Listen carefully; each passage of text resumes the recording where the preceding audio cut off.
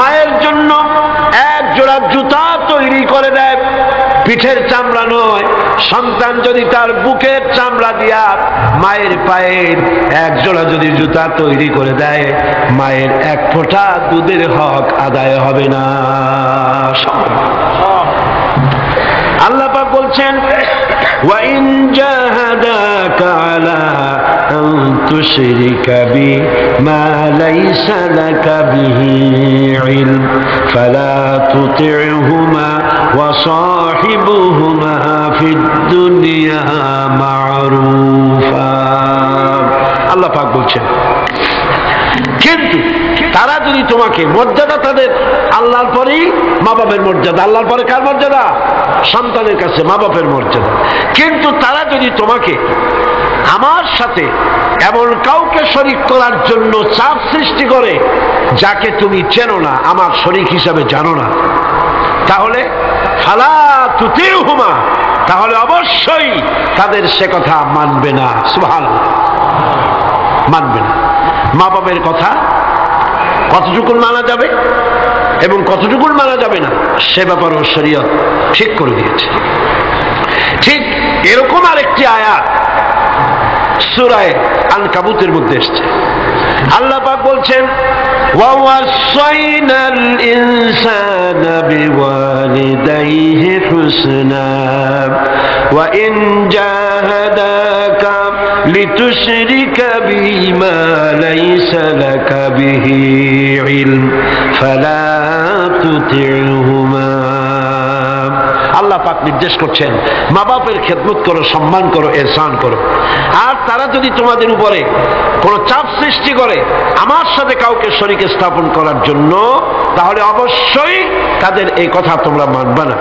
এর ব্যাখ্যা হচ্ছে, এই আয়াতটি নাজিল হয় সেই সময় যখন তিরমিজি, আহমদ এবং নাসাই এই তিনটি হাদিসে এই দৃষ্টান্তটা এসেছে এই আয়াত নাজিলের প্রেক্ষাপট সম্পর্কে। এই আয়াতটি নাজিল হয়েছে হযরত সাদ বিন আবি ওয়াক্কাস রাদিয়াল্লাহু তাআলা আনহুর ব্যাপারে। তিনি 18 বা 19 বছর বয়সে ইসলাম কবুল করেন এবং ইসলাম কবুল করার পর তার মা হামনা বিনতে সুফিয়ান, আবি সুফিয়ানের ভাইজি, তিনি দারুণভাবে অসন্তুষ্ট হয়ে গেলেন এবং তিনি অনির্দিষ্ট কালের জন্য ধর্মঘট করলেন, অনশন ধর্মঘট। অনশন ধর্মঘট কিন্তু নতুন কিছু না, আগেও ছিল। এই অনশন ধর্মঘট শুরু করল এই কথা বলে যে যতক্ষণ পর্যন্ত তার ছেলে সাদ বিন আবি ওয়াক্কাস যতক্ষণ পর্যন্ত আল্লাহর প্রতি ঈমান প্রত্যাহার করে শিরকিয়াতের দিকে ফিরে না আসবে, ততক্ষণ পর্যন্ত তিনি অনশন ভাঙবেন না, তিনি কিছু খাবেন না। তার মা দলিল হিসেবে পেশ করলেন ছেলের সামনে যে, দেখো পুত্র, তোমার কোরআন অনুযায়ী আমার হুকুম মানা, আল্লাহর হুকুম, আমার হুকুম তোমাকে মানতে হবে। আর আমার সাথে নাফরমানি করার অর্থ হচ্ছে আল্লাহর সাথে নাফরমানি করা। আল্লাহ অর্ডার করেছে আমার হুকুম তোমাকে মানতে হবে। এখন তুমি ওই তাওহীদকে ছেড়ে দিয়ে এই শিরকিয়াতের দিকে, আমি যেদিকে আছি সেদিকে ফিরে আসো।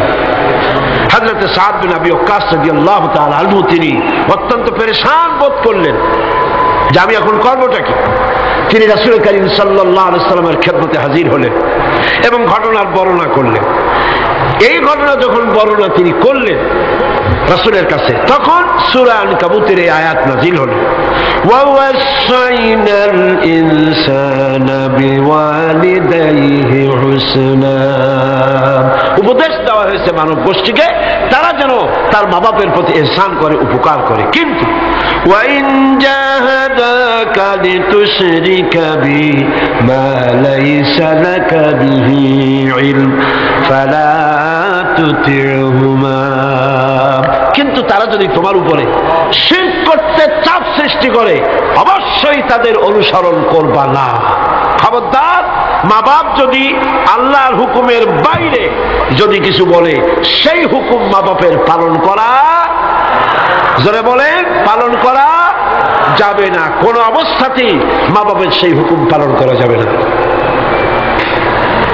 আয়াতটির ব্যাখ্যা হচ্ছে যে মা বাপের হক তো সবচাইতে বেশি, কোনো সন্দেহ নেই। কিন্তু সেই মা বাবাই যদি মানুষকে শিরক করতে বলে, তাহলে এই শিরক করতে পারবে না। কারণ হলো পাকের সাথে কাউকে শরীক স্থাপন করা যাবে না, কারণ তাদের অবৈধ আবদার সন্তানের অমান্য করাই জরুরি। এর দলিল হচ্ছে মা লাইসা লাকা বিহি ইলম, যে ব্যাপারে তোমার জানা নাই, আল্লাহর সাথে শরীক করবা এরকম কোন শরীকদার এই পৃথিবীতে কেউ নাই এবং এ সম্পর্কে তুমি জানোই না, সুতরাং তুমি আল্লাহর সাথে মা বাপের কথা মতো কাউকে শরীক স্থাপন করতে পারবে না। তাই মা বাবা যদি ভুলের উপরে থাকে তাহলে সন্তান সেই ভুলকে মানতে পারবে না, সন্তান সেই ভুলকে মানবে না। মা বাপ যদি ছেলে ইসলাম কবুল করেছে, মা বাপ ইসলাম কবুল করে নাই, এমন অবস্থা যদি হয় তাহলেও সেই মা বাপের সাথে খারাপ ব্যবহার করা যাবে না। ব্যবহার করতে হবে কি? ভালো ব্যবহার। কি করতে হবে? এই ভালো ব্যবহার সম্পর্কে রাসূল করিম সাল্লাল্লাহু আলাইহি ওয়াসাল্লামের কাছে প্রশ্ন করা হলো, আইয়ুল আমালি আহাব্বু ইলাল্লাহি তাআলা, আল্লাহর কাছে সবচাইতে ভালো আমলটা কি? রাসূল করিম সাল্লাল্লাহু আলাইহি ওয়াসাল্লাম জবাব দিলেন, as-সালাতু আলা ওয়াক্তিহা, নামাজ তার ওয়াক্ত মতো আদায় করা, এটাই হলো সবচাইতে ভালো আমল। সাহাবী প্রশ্ন করলেন, তারপরে কি? রাসূলুল্লাহ বললেন, বিররুল ওয়ালিদাইন, মা বাপের খেদমত করা, এটাই হলো সবচাইতে ভালো কাজ। আরেকজন প্রশ্ন করলেন, মান আহাক্কুন নাসি বিহুসনি সাহাবাতি, হে রাসূল, সবচাইতে আমার কাছে ভালো ব্যবহার পাওয়ার হক কার? আল্লাহর নবী বলেন, উম্মুক, তোমার মা। সাহাবী প্রশ্ন করলেন, সুম্মা মান, এরপরে কে? রাসূল বললেন, উম্মুক, তোমার মা। তারপরে কে? হুজুর বললেন, তোমার মা। তারপরে কে? হুজুর বললেন, তোমার পিতা। মার মর্যাদা কয় গুণ বাড়লো? কয় গুণ বাড়লো? 3 গুণ বেড়ে গেল। কার চাইতে? বাপের চাইতে মায়ের মর্যাদা কয় গুণ? 3 গুণ বেশি বেড়ে গেল। হযরত আব্দুল্লাহ ইবনে আমর রাদিয়াল্লাহু তাআলা আনহু তিনি বলেছেন, যা রাজুলুন ইলান নবী সাল্লাল্লাহু আলাইহি ওয়াসাল্লাম ফাস্তাযানা লাহু ফিল জিহাদ, তিনি বলছেন যে একজন লোক রাসূলের কাছে আসলেন এবং তিনি অনুমতি চাইলেন জিহাদে যাওয়ার জন্য, যুদ্ধে অংশগ্রহণ করার জন্য। ফাকালা আহাইয়ুন ওয়ালিদাক, রাসূল জিজ্ঞেস করলেন, তোমার পিতামাতা কি জীবিত আছেন? তিনি জবাব দিলেন, ক্বালা নাম, হ্যাঁ আমার মা বাবা জীবিত আছে। ক্বালা ফাফিহিমা ফাজাহিদ, চলে যাও বাড়ি, মা বাবার খেদমত করো, এটাই তোমার জন্য জিহাদ। জোরে বলেন সুবহানাল্লাহ। হাজমা নামক আরেকজন সাহাবী রাসূল করিম সাল্লাল্লাহু আলাইহি ওয়াসাল্লামের কাছে উপস্থিত হলেন। তিনি অনুমতি চাইলেন যে রাসূল, আমি জিহাদে যেতে চাই, আমি জিহাদে যেতে চাই। হুজুর বললেন, আলাকা ওয়ালিদাতুন, তোমার কি মা বেঁচে আছে? তিনি বললেন, হ্যাঁ আমার মা জীবিত আছেন। আল্লাহ নবী বললেন, ইযহাব ফাকরিমহা ফাইন্নাল জান্নাতা তাহতা রিজলাইহা, আখরাজাহুন নাসাই, নাসাই শরীফের হাদিস। রাসূলুল্লাহ বললেন, তোমার মা যখন আছে, ইযহাব, ফিরে যাও, বাড়ি চলে যাও, ফাকরিমহা, এবং মায়ের সম্মান করো, ইজ্জত করো, মায়ের খেদমত করো, ফাইনাল জান্নাতা তাহতা রিজলাইহা, তোমার জান্নাত তোমার মায়ের 2 পায়ের নিচে। সুবহানাল্লাহ কইতে পারলেন না? পারলেন না জোরে সোরে সুবহানাল্লাহ বলতে? আমি বারবার এই কথা বলেছি আপনাদেরকে, আমরা হচ্ছি পুরুষ, আমাদের পায়ের তলে জুতা, স্যান্ডেল। আমাদের পায়ের তলে কি? জুতা, স্যান্ডেল। আর এই পর্দার আড়ালে যারা বসে আছেন, আমার ঘরে, আপনার ঘরে যারা আছেন, আমাদের মা বোনেরা মায়ের জাত। নারীরা হচ্ছে কিসের জাত? নারীরা কিসের জাত? এই মায়ের জাত নারীর পায়ের তলে আল্লাহর জান্নাত। সুবহানাল্লাহ। আল্লাহর নবী মসজিদে নববীর ভিতরে বসে আছেন, সাহাবায়ে কিরামদের নিয়ে।